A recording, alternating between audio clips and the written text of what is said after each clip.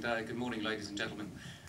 So I haven't got a bid to present to you, or a complete solution, but we do aim to provide part of the solution by establishing a regulatory environment that will foster innovation, investment and competition in the market.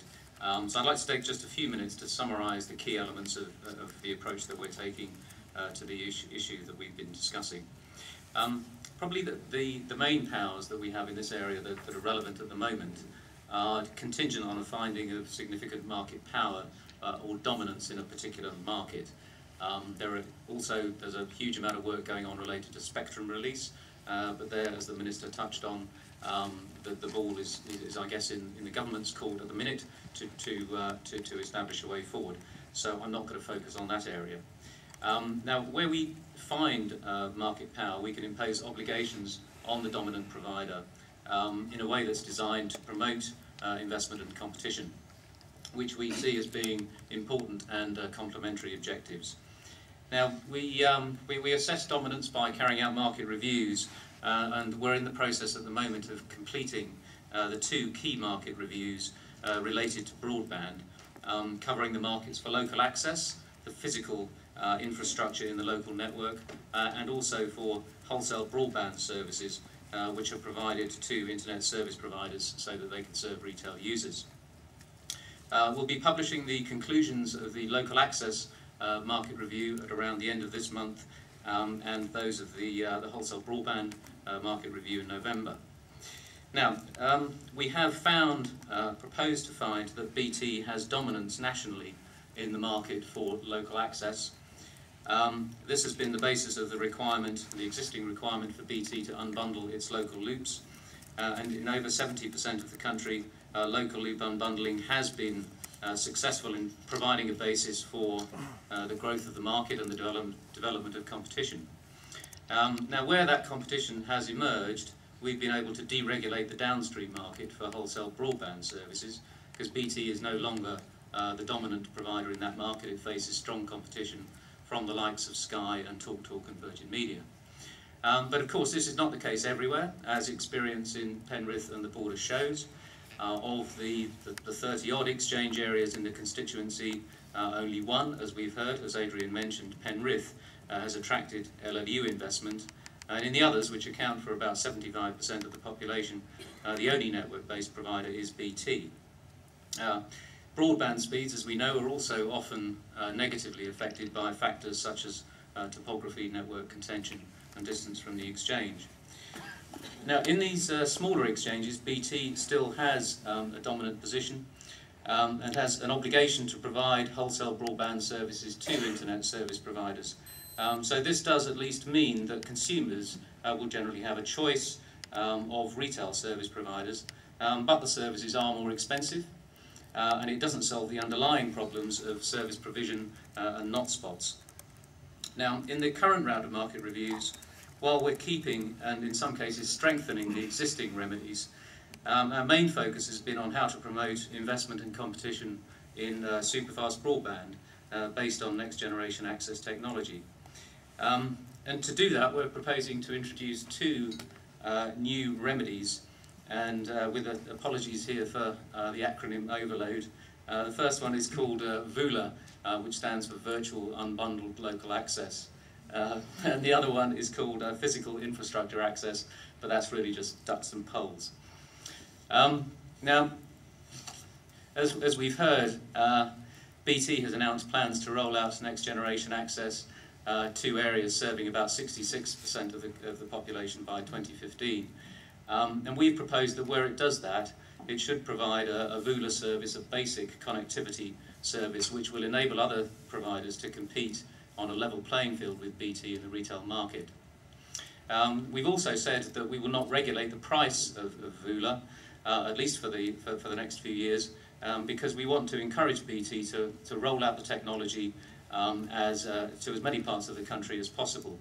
So our aim is to provide some regulatory certainty by committing to non-intervention. So a key element of our strategy here is really not to get in the way.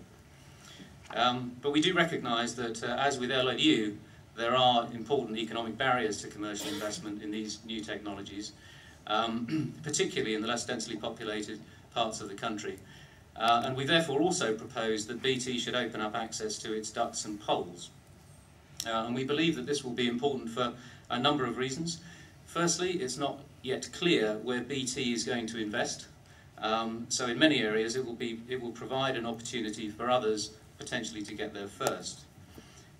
Secondly, Virgin Media has shown interest in using BT's infrastructure to extend the coverage of its own network significantly beyond the current 50% of the UK population, which would also be a welcome extension of competition.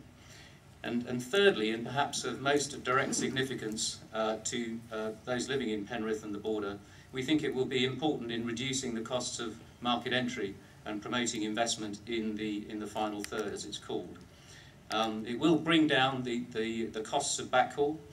It'll enable an element of contestability into the bids for local, regional, community-based schemes. We think, therefore, that it will have an important contributory role to play. Now, encouragingly, BT has committed to the development of ducts and poles as a product in advance of the imposition of any formal obligation, and there have been a series of workshops with interested providers on what the product should look like. We believe that the telecoms adjudicator, the OTA, should be involved in that development process, and we do intend to broaden its remit accordingly. Based on current plans, we expect BT to produce a draft reference offer for the new service covering both poles and duct at the beginning of next year, with a view to service launch in the middle of 2011. In many cases, inevitably, investment in the final third will involve some degree of public funding, whether in local, regional or national initiatives. And we're certainly very keen and eager to understand how the government's plans in that respect evolve, and we will do whatever we can to support them. Now, where those new initiatives do emerge, we do think that it's important that they should do so in a way that, that supports retail competition. Because in the longer run we think that, or we don't think that it will be in the interest of consumers for there to be a patchwork of local monopolies at the retail level. So open access we would consider to be important. Now, where public funding is required, state aid rules will generally require network providers to offer wholesale services so that others can compete. And we have signalled similar expectations in providing guidance on new build developments. I mentioned also that we'll be retaining and in some cases strengthening the existing obligations on BT in the wholesale local access market. One of those requirements is to provide unbundled subloops running from street cabinets to customer premises. Now, BT has had this kind of product on the books for a number of years, but until recently there's been very little interest in it. That is, however, changing, as Aidan mentioned. Vitesse and others, Digital Region, for example, in South Yorkshire, have been increasingly and actively involved in using fibre to the cabinet technology. And an industry group has now been set up to look at ways of developing that product, improving it, and also potentially to amend and improve the pricing structure for the services that are being provided there. We think that's an important set of developments.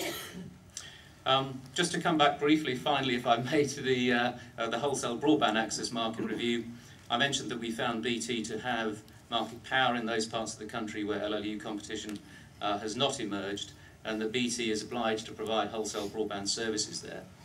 Looking ahead, we are proposing to introduce a price control on BT's charges in exchange areas where it's the only provider, and as we've seen, that applies to almost all of the exchange areas in Penrith and the border. And the main purpose of that control will be clearly to make sure that current generation broadband services are not overpriced, but at the same time we want to ensure that BT has every incentive to upgrade service speeds by investing in ADSL2+ technologies, which can provide, as we've heard, speeds up to 24 megabits per second in those less well-served areas. And we plan to consult in November on the details of the proposed control.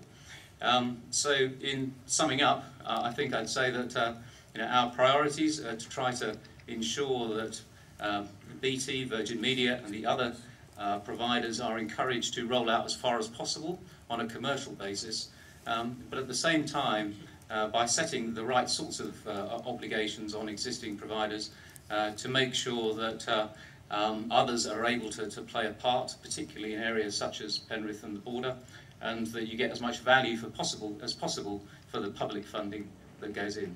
Thank you. Well, thank you very much indeed, Gareth.